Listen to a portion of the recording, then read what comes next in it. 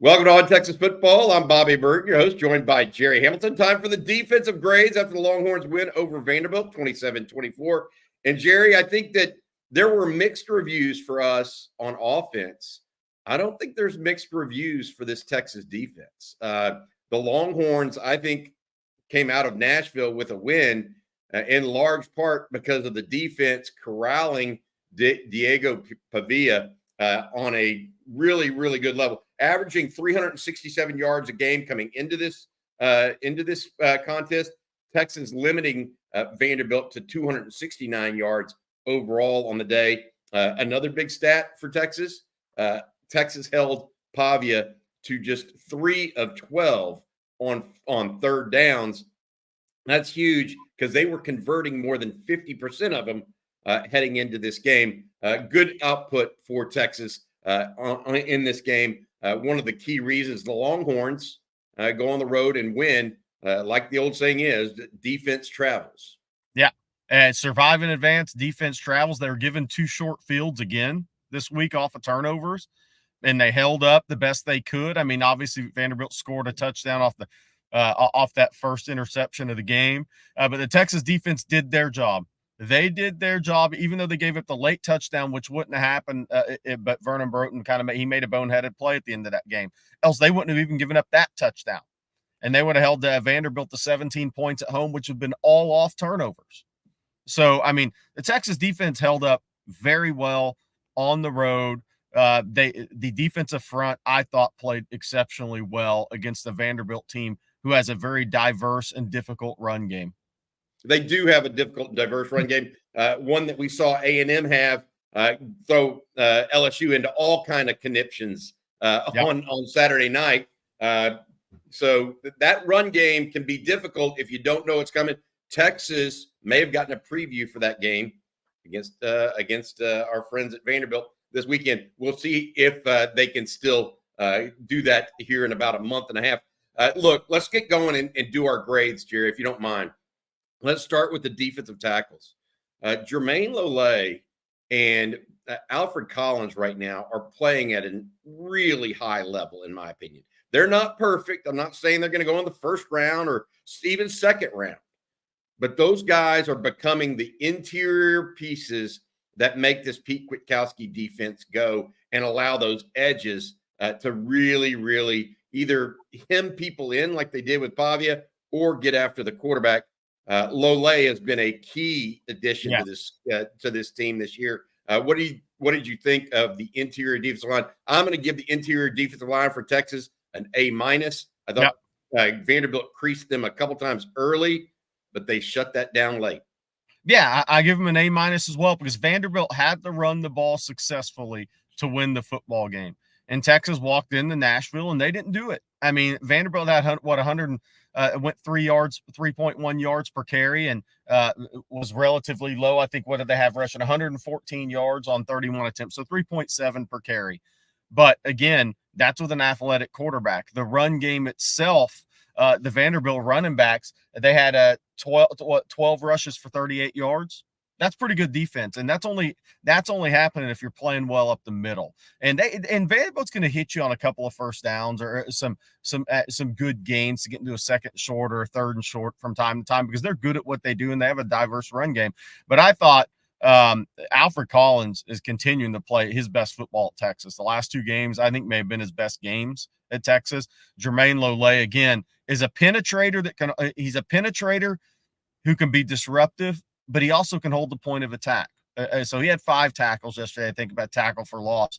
So those 2 guys combined gave Texas an A-. I think Vernon Burton continues to play well in his role. He had the bad play at the end of that game, which allowed Vanderbilt to score, essentially, or the drive to continue with the late hit on the quarterback. But I give this group an A- because they were going up against the most diverse and toughest run game to stop all season. I agree with that, and I think that Bill Norton saw additional time. Great point. Well, I thought that was a good, and he held up in the run game again. Yes. We talked about that all offseason and into the early part of the season. When would we see more of him? We saw a lot more against a run-heavy set. That's a good point there. All right, let's talk a little bit more now, Gerry, about the defensive ends because this was the focal point going into this game. There's no two ways about that, Jerry. We said that these defensive ends had to be the mitigating factor in the Vanderbilt run game to keep Pavia inside the pocket or eliminate some long runs.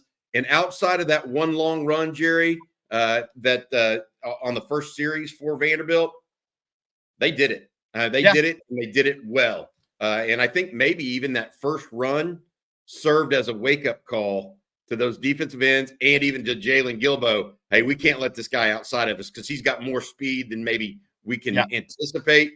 And so overall, I thought they also converted into look, one of the bigger stats in this, Texas had 0 sacks on Saturday.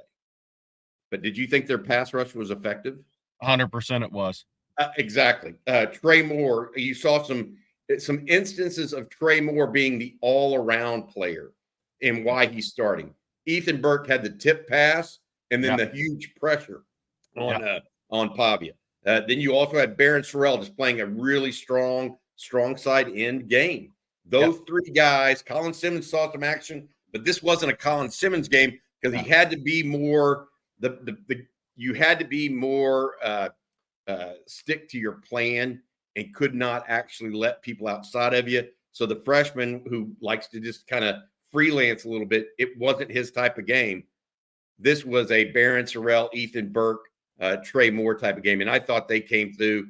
And if any part of the team rose to the occasion on Saturday, it was the defensive ends. And I gave them an A for their performance overall. I agree with you. We're on the same page. I give him a solid A as well.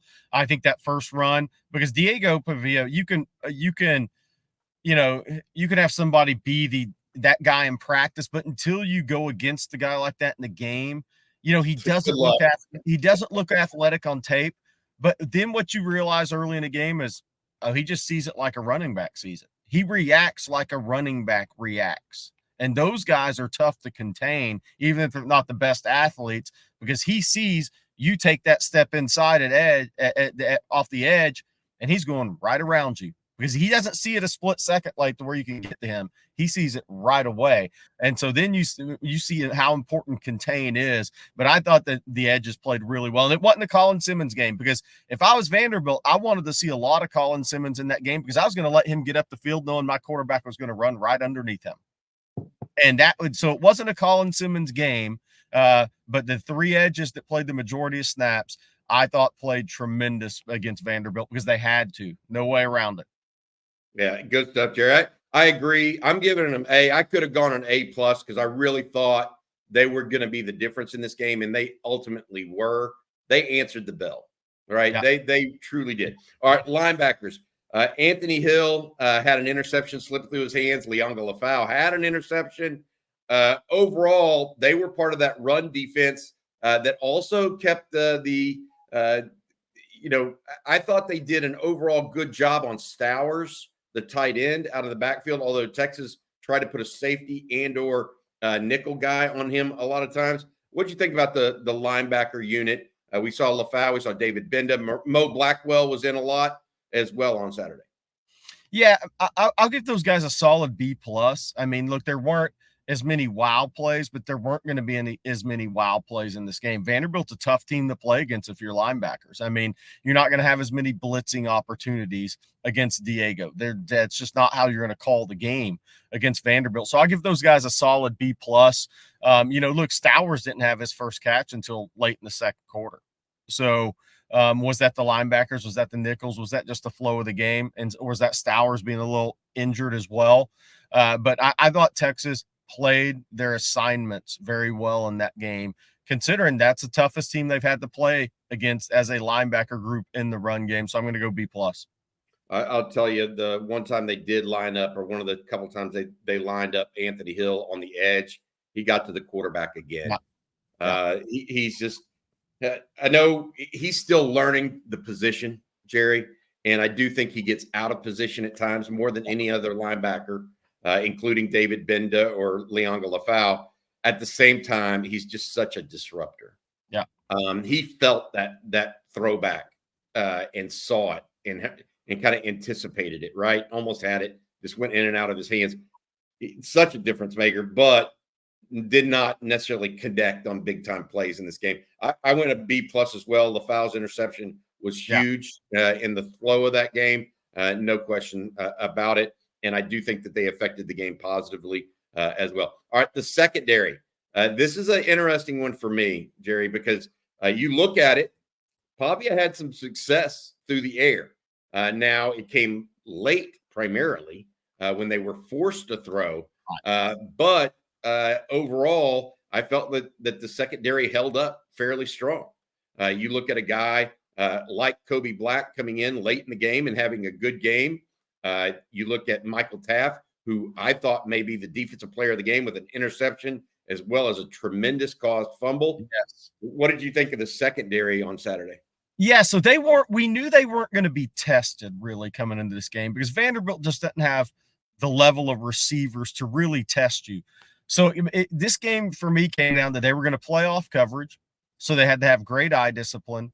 And one thing, Barron, I think Kobe Black, Muhammad, Rod said they were playing flat footed, but they played the slants on third down exceptionally well. And that was Vanderbilt's go-to on third down in this game.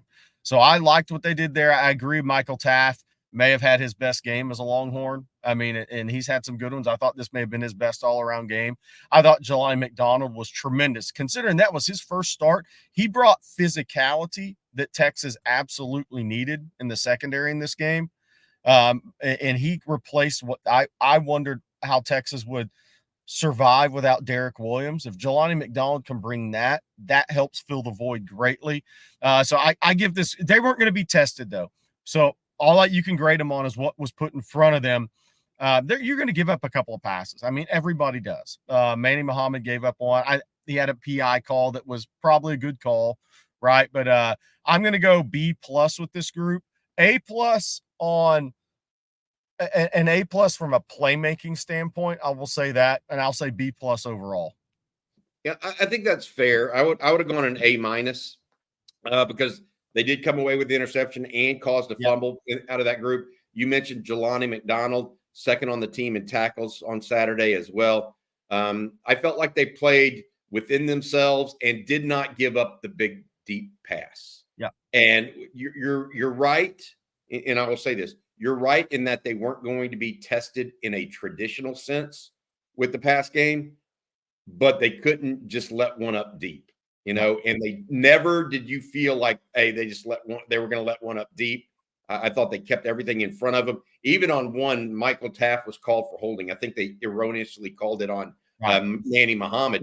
Taft did it because he was going to get beat deep. He was. Yep. And so they didn't give up the big play. And so I agree with you. They weren't traditionally tested, but they were tested within the scheme of what they were playing because they had to support the run so much. Yes.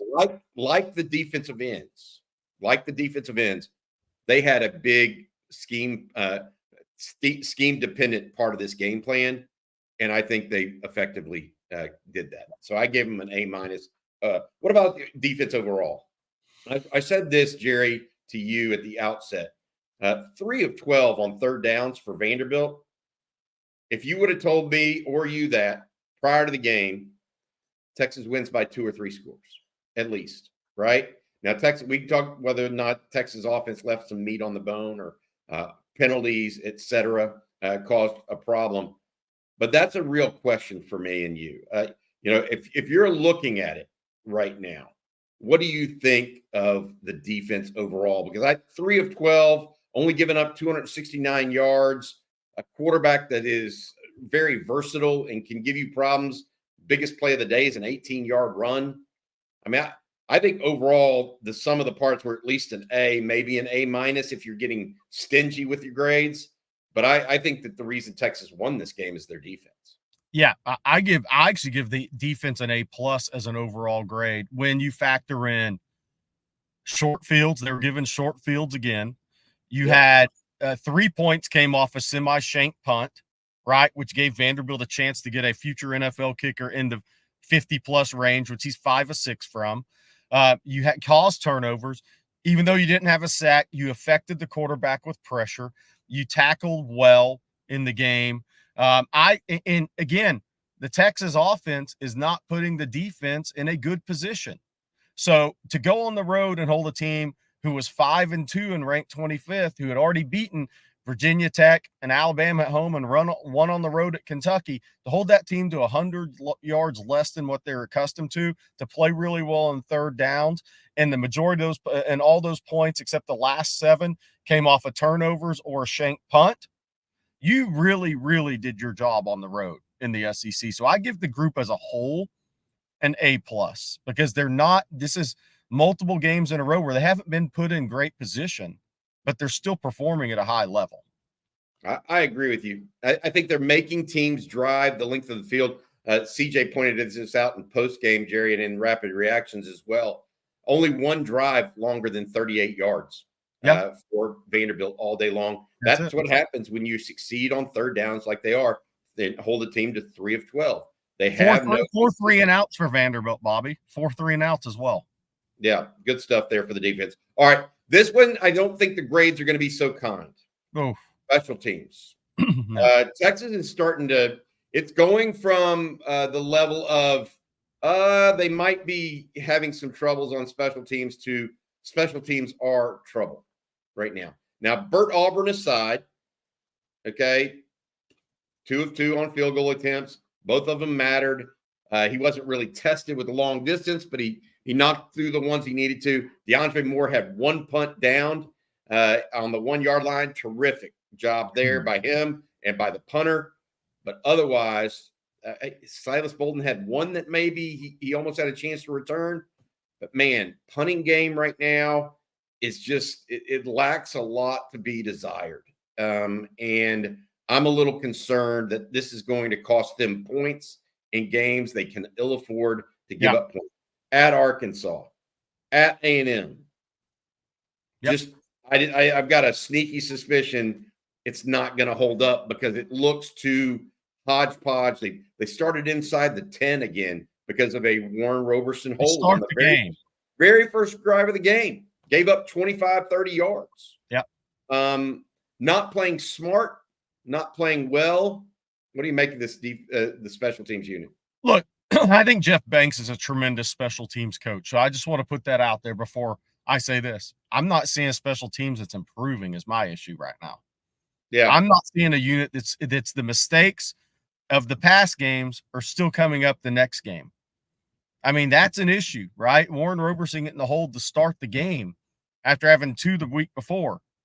That's not improving. Punting game, not improving. Gunners, I mean, DeAndre Moore read a great play when they have to cover punt. They're not going to be as good as they were last year because that duo was pretty special. So they're a little more susceptible there in terms of the coverage tackle part of the equation. And again, you know, they always seem like they're a block away for Silas Bolden, and then if they hit it, it's a hold. So there's just not any consistency in the special teams play, and I'm not seeing the improvement. And I think this is a huge off week coming up for the Texas offense and the Texas special teams. This is the most important week of the season for Texas, and it's one they're not playing a game. Because if they don't improve in both of those areas, they'll take another loss this year. Yeah, I do agree. Offensive line needs some communication issues. They got to figure some things out, particularly in pass protection. Special teams, I just don't know what they're going to do about the gunners and the punting game. I don't think there's not a Ryan Sanborn or Michael Dixon walking through the door. Right. May have over-relied on Michael Kern in the offseason this early in his career. Not saying he won't eventually be a big-time punter. You just don't know that. But right now, I think that Texas may have misgauged that situation at punter. They may have wanted to go into the portal in retrospect for that player. All right, Jerry, I give the special teams a C minus. There wasn't really anything in this game that was overly hopeful other than that 23-yard punt and the holding call that put Texas back inside the 10 again. But I think they also had a couple positive plays. The Moore getting the ball down at the 1, as well as the Silas Bolden return. it's concerning because, to your point, you don't see improvement and you see chinks in the armor. Yeah. Right. See how they can be pierced. Yeah. For that. All right. I'm a C as well. Anything else you want to add before we let folks go on this edition of On Texas Football? No, I mean, look, 7-1. 7-1 is 7-1, and I just posted I posted stories about college football playoff and SEC championship hunt, and Texas is right there with a chance to accomplish a lot of goals this season. But again, this off week coming up, I think is the most important week of the season for Texas. Because offensively, they have to correct errors. Special teams, they have to correct errors. They have to play a cleaner brand of football this last 4-game stretch of the season, because it's not easy. I'm not saying Kentucky's not good on offense. I'm not sure how good Florida really is, although they have more confidence now. But you add Arkansas and you're at A&M. If they don't play a cleaner brand of football, they will take another loss. And that's okay. You get into the playoffs, but it's how you win and lose that's important. And Texas needs to play a cleaner brand of football, no doubt. And they can, but you're sitting there 7-1. You're going to be ranked top 5 in the country, and you have a chance to improve this off week. And I think it's the biggest week of the season for Texas. They've got to execute better, to your point. That's what I was calling for. That's what was so disappointing against both Oklahoma and Georgia on offense in particular. They have continued, though, as we talk about defense in this segment, they have continued to execute at a high level on defense typically. Short fields have been a problem for them, but short fields are a problem for everybody. Yes. All right. That's going to do it for this edition of On Texas Football. We'll be back. We have a rewatch with Rod Babers later today, as well as the live stream tonight at 7 o'clock. If you want more information from CJ Vogel, who was on site at the game on Saturday, make sure you check out ontexasfootball.com. Visit us there. Make sure you subscribe. Join the community. We appreciate you guys very much. And if I saw you out at the local yesterday, thank you for coming out. That was a lot of fun. I had some good times there. For Gerry Hamilton, I'm Bobby Burton. This has been On Texas Football. Hook 'em.